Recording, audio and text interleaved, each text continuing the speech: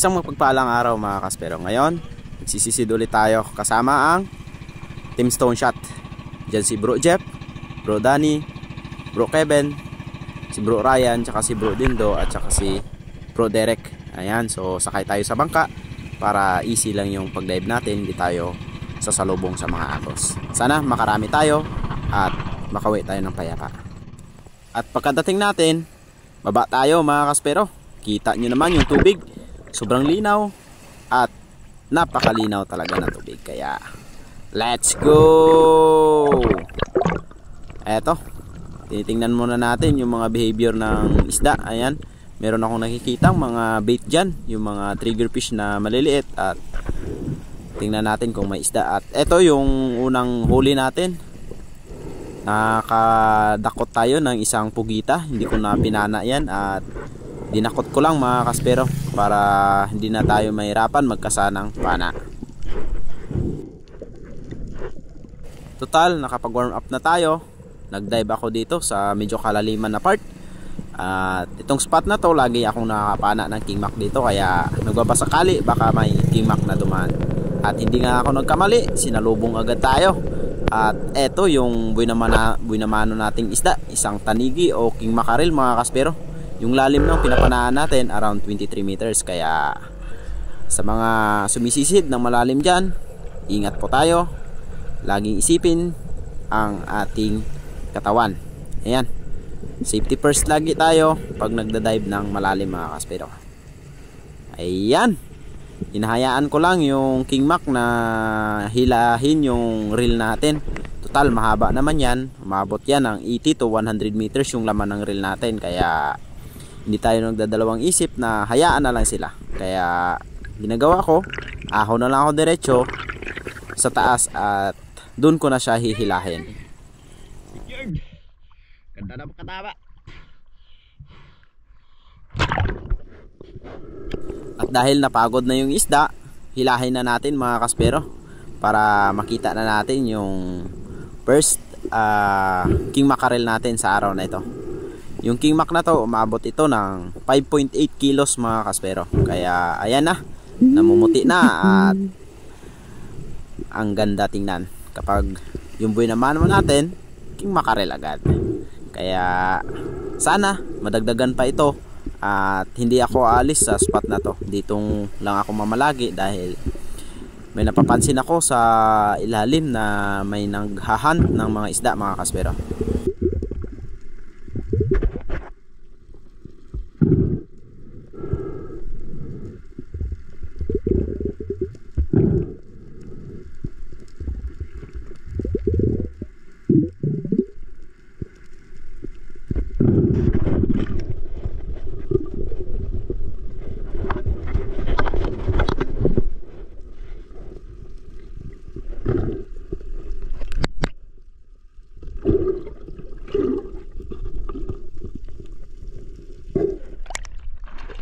Okay, sabi naman o.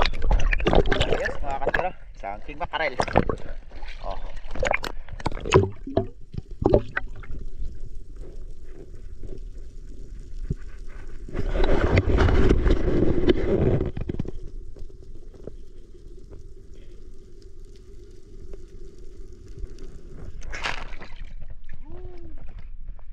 King mac.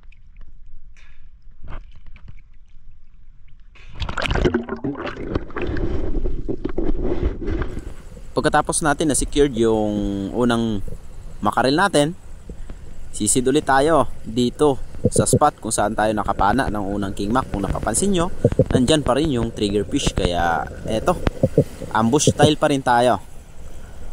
Tingin-tingin sa paligid, baka may sumulpot na ulit na king mackerel. Kaya abang-abang lang. At ayun, nasa likod ko. Kaya hinintay ko, ayun, may hinantpang isda mga kaspero. Kaya yung ginawa ko, squid sign tayo para lumapit. Ayan, lumapit mga kaspero. Ayan, kaya babanatan na natin. Ayun, sa pool. Sa pool mga kaspero, ito na yung pangalawang kingmac natin. Medyo napataas lang yung pagkatira natin, pero good holding shot. Kaya hayaan na lang ulit natin hanggang sa mapagod. Kasi pag nilabanan natin yan, baka mapunit at hindi natin makuha. Pero Yung ginawa ko, hinayaan ko lang hanggang maubos niya yung line ko. Kaso lang, hindi siya nakaubos ng line kaya pagod na siya.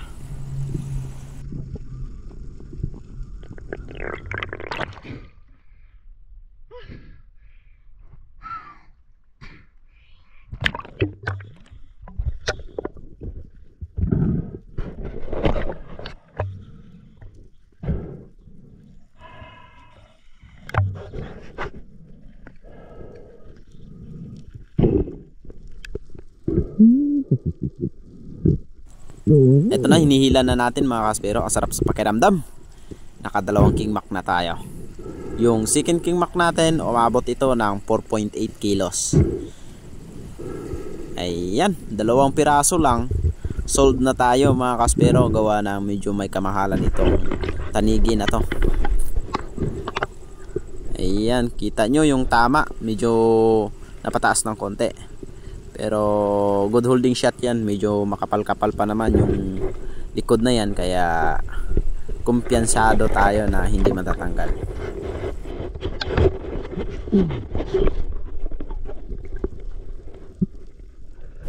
Yung ginawa ko mga kaspero, sumisid ulit tayo dito sa same spot. At ayun, isang King Mac agad yung nagpakita.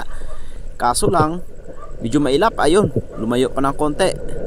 Pero lalapit pa yan. Ayan, titirahin na natin. Na-slow mo natin mga kaspero. At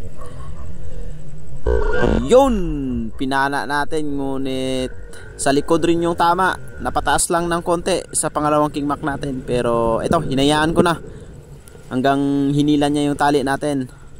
Paahon ako sa taas. Siguro mga 2 metro o 3 metro na lang bago ako umahon. Naramdaman ko na natanggal. Sobrang daplis talaga yung pagkatama. Kaya sayang. Ito na sana yung pangatlong isda natin. Tanigi ulit. Pero okay lang. Babawi tayo sa next dive. Total, nandyan na rin ulit sila. Kaya babalikan natin. Bali, lumakas na yung agos. At tinangay na tayo ng konti doon sa spot. Doon sa unahan yun, yung pinapanaan natin ng King Mac. At tinangay tayo dito. At meron namang nagpakita, isang grupo ng juvenile barracuda. Ayan, ang dami. Pinipili ko yung mas malaki. Kaso lang, tumitingin pa rin ako sa paligid. Baka may dumaan na mas malaki. Kaya, ayan, hintay-hintay pa tayo. Meron namang talakitok na maliit. Ngunit hindi yan yung target natin. Ayan, hintay pa tayo. Hintay pa ng hintay. Ayun, hanggang sa wala tayong napana. Pero okay lang. Meron na tayong 2 King Mac. At eto, nagsisid ulit natin. Nagsialisan yung mga bait. At eto pala yung 2 Golden Trevally na nangahan. Kaya ayun, ang bilis nila pumaikot. Kaya eto, patalikod shot. Kung napapansin nyo yung fins natin, nasa likod na. Yung pana natin, nasa pitan na natin. Kaya ayun, sapol pa rin mga kaspero. Ang ganda ng pagkatama. Nasa tiyan banda. Pero good holding shot pa rin yan. Hindi rin matatanggal yan. Gawa na medyo makapal yung laman niya. At saka may buto yan banda mga kaspero. Kaya hindi matatanggal. At saka naka double flapper tayo. Kaya hindi talaga siya matatanggal mga kaspero.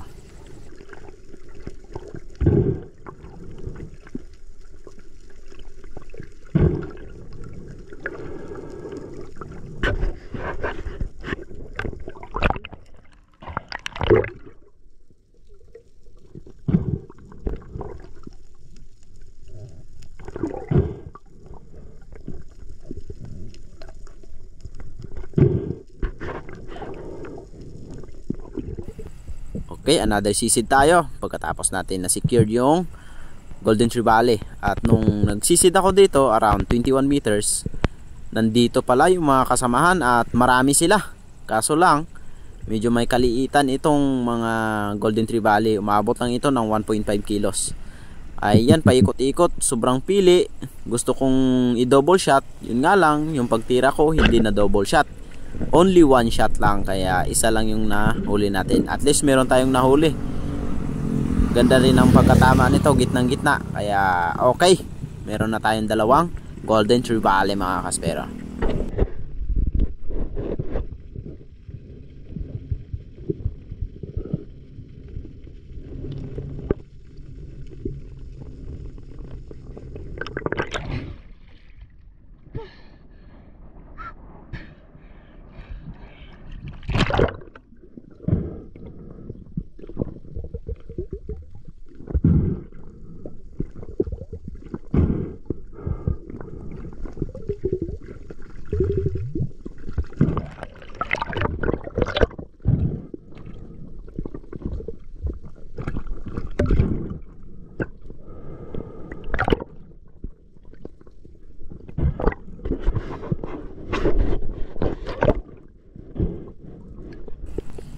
sisid ulit tayo.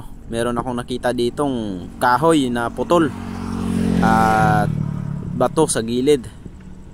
Dinapaan ko ito at naghintay baka may lumapit na kimak. Habang naghihintay ako, meron akong napansin na nakapatong dyan sa taas ng parang kahoy na yan mga kaspero. Kahoy po yan, hindi po yan drum. Meron dyang grouper na nakapatong. Kulang-kulang 1 kiluhin na rin, kaya okay na to.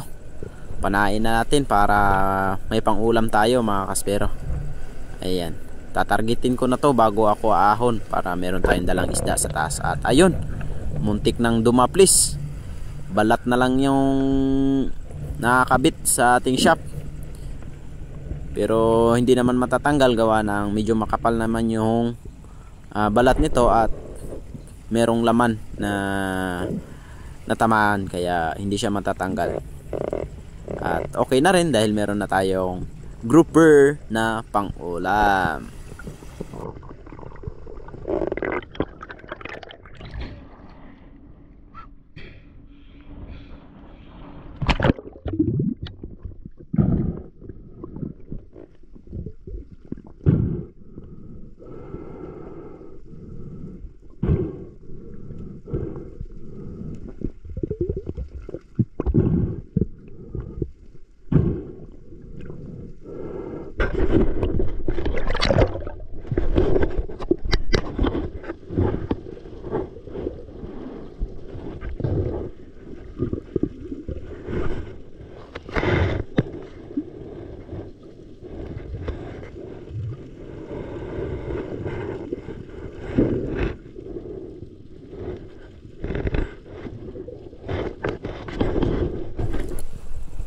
Eto mga kaspero, pagdating ko sa baba, mayroong nagpakita na isang kingmak.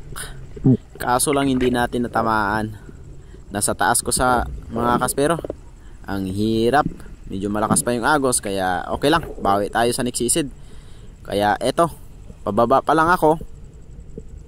Nakita ko kaagad itong mga bait. Napakarami nila mga kaspero, kaya ambush style ulit tayo para mas madali tayong makahunting ng isda, kasi kusa lang silang lalapit pag nakadapa na tayo. Ayan, dyan tayo pupesto sa maliit na bato na yan at syempre tingin-tingin tayo pataas at baka may dumaan na isang tanigi. At ayun mga kaspero, tanigi nga dumaan, kaso lang medyo mailap. Nung tinutukan natin, ayun, umalis na naman hanggang sa hindi natin napana. Sayang ulit mga kaspero, tanigi na sana ulit yon. Pero bawi tayo sa nagsisid at ito nagpakita. Pababa pa lang tayo, mayroon agad na sumalubong na isang kingmak. Around 4 kilos lang ito. Good size na mga kingmak mga kaspero. At ito na yung last fish of the day natin, isang king mackerel. So bali nakaharvest ulit tayo ng king mackerel. Kung napanood nyo sa latest upload natin na king mac tayo na huli, at ito puro king mac ulit. Kaya salamat mga kaspero sa walang sawang pagsuporta, lalong lalo na po kay Sir Bobby Gaba, kay Sir Bontasio, sa lahat ng solid supporter natin dyan. Shout out po sa inyong lahat. Hindi ko po kayo may isa-isa gawa ng dito po tayo sa dayo. Pag uwi natin ng isla, shout out ko po kayong lahat mga kaspero. Dive safe po kayo sa lahat ng mga kaspero natin.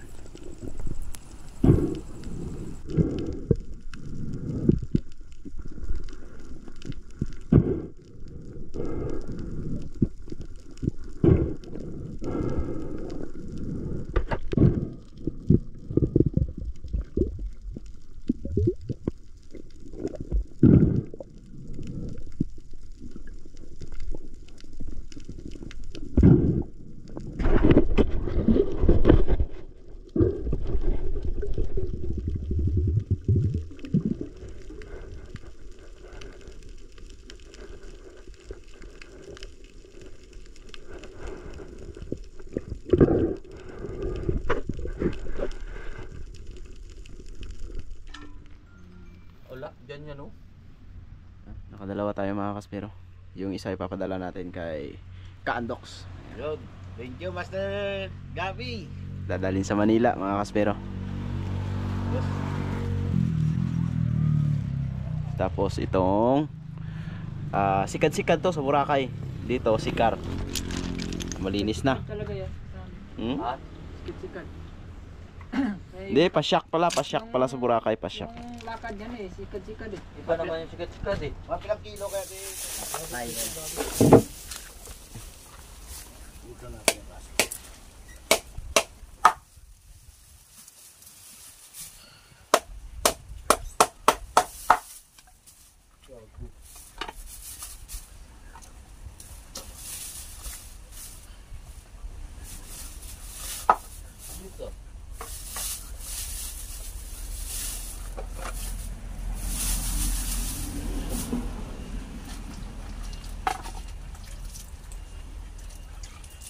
Ano,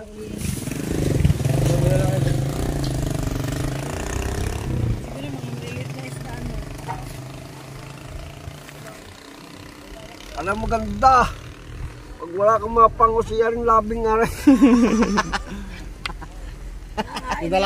Yun na lang ang love Yung labing na lang. Ay, madaya naman ang ikaw yung nagpipicture. Dapat yung pati kasama mo yung kuwan, yung Kasama na yan magtitingin. lahat. Yan. Oh, ayan. Oh. Oh, hawak na ng isda. Ayan. Oh. Isda na pinipicturean mo. Ayan pa, nandun din